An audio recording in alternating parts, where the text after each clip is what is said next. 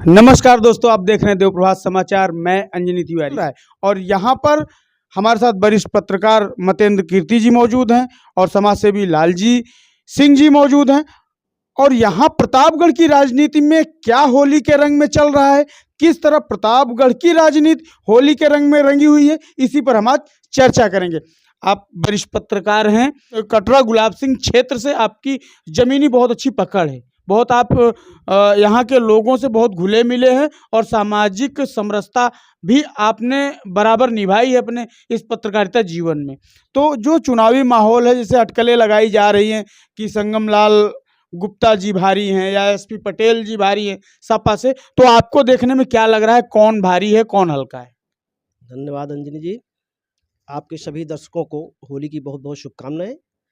जहाँ तक चुनाव का प्रश्न है, लोकसभा चुनाव चल रहा है और लगभग अभी खुलकर तो दो प्रत्याशी आमने सामने हैं, जिसमें बीजेपी और सपा के, और दोनों चिरपरिचित चेहरे हैं। लेकिन जहाँ तक अगर देखा जाए समीकरण की बात, तो उसमें सपा का जो प्रत्याशी है एसपी सिंह, इसके पहले हमारे जनपद से वो 3 बार एमएलसी रह चुके हैं। उनकी पत्नी कांति सिंह भी एक बार रह चुकी हैं। उस बीच में इन्होंने प्रतापगढ़ के लिए क्या किया है, ये भी समीक्षा की जाएगी। मतदाता वोटिंग करते समय इसका भी ख्याल रखेगा कि हमारे जब इनको एक बार जनप्रतिनिधि बनाया था तो उन्होंने हमारे जनपद के लिए विकास कार्यों में क्या सहयोग किया है। दूसरी तरफ संगम लाल जी हैं, जो अभी कार्यकाल उनका बीत रहा है और अभी फिर से दोबारा उन्हें भाजपा ने टिकट दे रखा है। उनका जो है, उनके प्रति भी लोगों की बहुत ज़्यादा सहानुभूति नहीं है। हालांकि 5 साल रहे हैं, कुछ काम उन्होंने किया है, लेकिन जो काम किया है वो ज़मीनी स्तर पे नहीं है। आम आदमी के जो ज़रूरत की चीज़ें हैं वो नहीं हो पाई हैं। विशेष तौर से अगर गांव की बात किया जाए तो गांव में पानी, बिजली, सड़क 3 मुख्य समस्याएं होती हैं। उसमें सड़कों में तो उन्हें बिल्कुल फिसड्डी साबित हुए हैं। ग्रामीण अंचल की सड़कों के लिए उन्होंने कुछ भी नहीं किया है। हाँ, 2-3 प्रोजेक्ट बड़े जो दिए हैं उन्होंने, जो बाईपास वगैरह की बात करते हैं, बार बार गिनाते भी हैं आजकल चुनाव में, लेकिन उसका जो है आम आदमी, गाँव के आदमी से बहुत ज़्यादा सरोकार नहीं है। तो इसमें अभी तक सामान्य जो हमारे जनपद के या ग्रामीण अंचल के मतदाता हैं, कई लोगों ने तो उनका चेहरा भी नहीं देखा है। 5 साल कार्यकाल के पूरे हो रहे हैं। तो इसमें जो है थोड़ी सी असमंजस की स्थिति में है। मतदाता जो है असमंजस की स्थिति में है कि किसको वोट दे।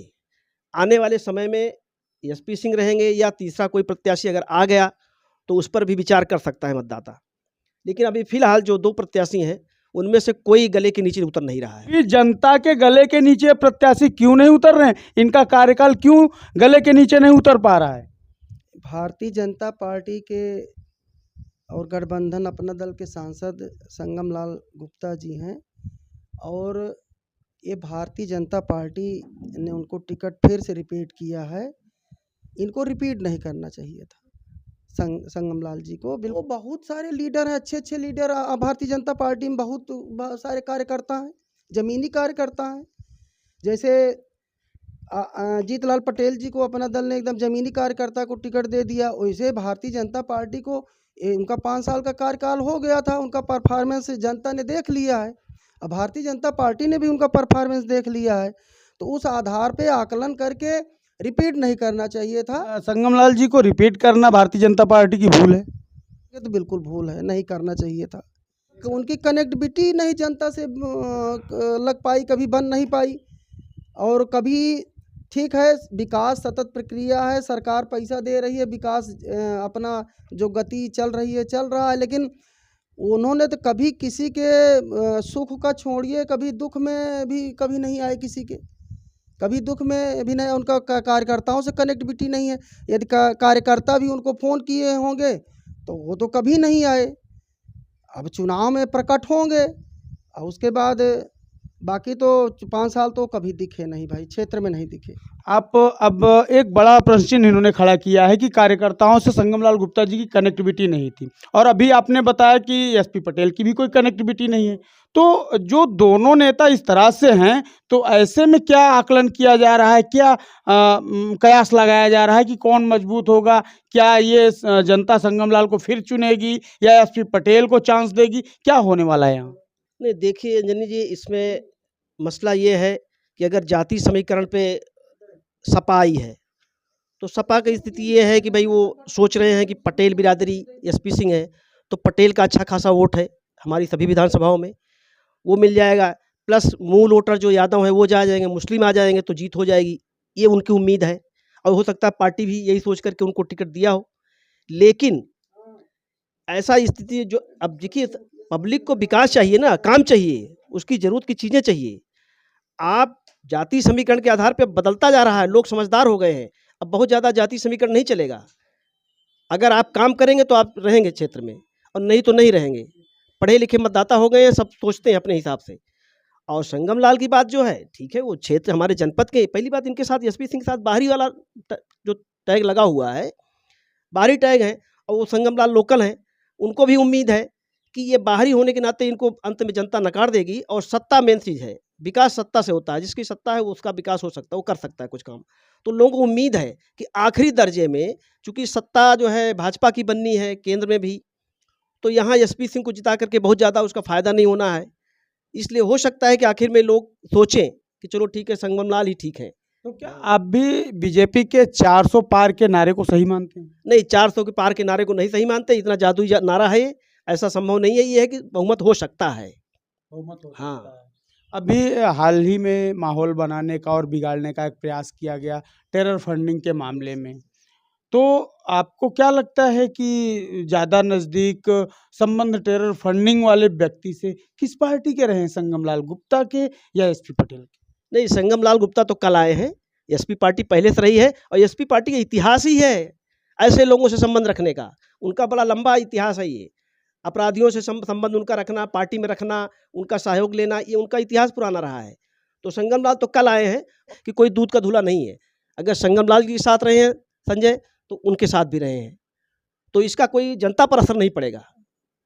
अच्छा, जो बैकवर्ड कार्ड यहाँ प्रतापगढ़ में खेला जा रहा है, तो कहीं ना कहीं सवर्ण मतदाता ये कहते हुए भी नजर आ रहा है कि सवर्णों को नज़रअंदाज किया जा रहा है। आपको लगता है कि क्या सवर्ण इस बार भाजपा से नाराज हैं, संगम लाल का साथ छोड़ देंगे, एसपी पटेल की तरफ रुख करेंगे, क्या होगा यहाँ?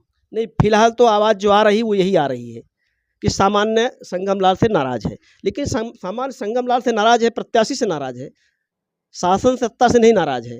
काम उनका अच्छा हुआ है, बीजेपी का जो परफॉर्मेंस रहा वो अच्छा रहा है। अब एक व्यक्ति संगम लाल अकेले के कारण जो है पूरी सत्ता नहीं छोड़ी जा सकती है। समझदार लोग हैं, आगे चल के विचार करेंगे इस पे।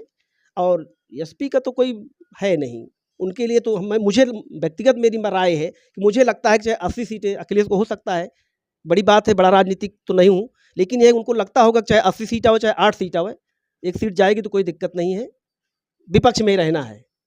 अच्छा, अखिलेश जी को पता है विपक्ष में रहना है। निश्चित है। एक बहुत बड़ी बात यहाँ पर वरिष्ठ पत्रकार जी कह रहे हैं कि विपक्ष को ये पता है कि विपक्ष में रहना है। यदि विपक्ष को ये पता है विपक्ष में रहना है, तो फिर गठबंधन धर्म की जो बातें हो रही हैं, केजरीवाल के साथ विपक्ष खड़ा हो रहा है, विपक्ष ये कह रहा है लोकतंत्र की हत्या हो रही है, जो बुलंदी से विपक्ष ये आवाज उठा रहा है लोकतंत्र की हत्या हो रही है, क्या इसमें जनता के मुद्दे दबाने का प्रयास किया जा रहा है? बिल्कुल, बिल्कुल, जनता के मुद्दे दबाने का प्रयास किया जाए। और जो आवाज़ उठाई रही इंडिया गठबंधन का कि लोकतंत्र खतरे में है, लोकतंत्र को कुचला जा रहा है, ऐसा कुछ है नहीं, ऐसा कुछ भी नहीं है। लोकतंत्र खतरे में कहीं नहीं है, ना खतरे में होगा। लोकतंत्र आखिर में जनता का है ना, ये 4 लोग मिलकर के, 10-20 लोग मिलकर के लोकतंत्र को खतरे में नहीं डाल सकते हैं। नहीं, चुनाव के तुरंत पहले केजरीवाल जी को गिरफ्तार करना आपको क्या लगता है सियासी नहीं है? हाँ, हो सकता है कि सियासी दांव हो, लेकिन यह है कि कहीं न कहीं दोषी होंगे तभी ऐसा हो सकता है। एकदम निर्दोष को इस तरह उठा के सीधे जेल में डालना ऐसा संभव नहीं है। अच्छा, आपको क्या लगता है कि केजरीवाल को चुनाव से पहले तुरंत उठा के जेल में डालना, एक सिटिंग मुख्यमंत्री को, देश के इतिहास में कभी ऐसा नहीं हुआ कि किसी मुख्यमंत्री को उठा के जेल में डाल दिया जाए, और केजरीवाल को चुनाव के जस्ट पहले जेल में डाला गया। क्या ये भारतीय जनता पार्टी की सियासत नहीं या ईडी की निष्पक्ष कार्रवाई है? क्या देख रहे हैं आप? देखिए, कुछ न कुछ रहा होगा तभी इतनी बड़ी कार्रवाई हुई होगी। ऐसे बिना सबूत के तो मुख्यमंत्री को तुरंत जेल नहीं भेजेंगे। कुछ न कुछ प्रमाण, एकदम तथ्य ईडी के पास होगा तभी ऐसा हुआ होगा। ज़बरदस्ती इतना बड़ा रिस्क जो है, चूँकि आगे सुप्रीम कोर्ट है, इतना बड़ा रिस्क कोई अधिकारी लेगा नहीं जब तक उसके पास तगड़ा प्रमाण नहीं होगा। जैसा कि अभी हमारे साथ मौजूद थे समाजसेवी लालजी सिंह जी और वरिष्ठ पत्रकार मतेंद्र कीर्ति जी, जिनका ये कहना है अभी प्रतापगढ़ लोकसभा सीट पर कुछ भी कह पाना मुश्किल है। कयासों का दौर जारी है।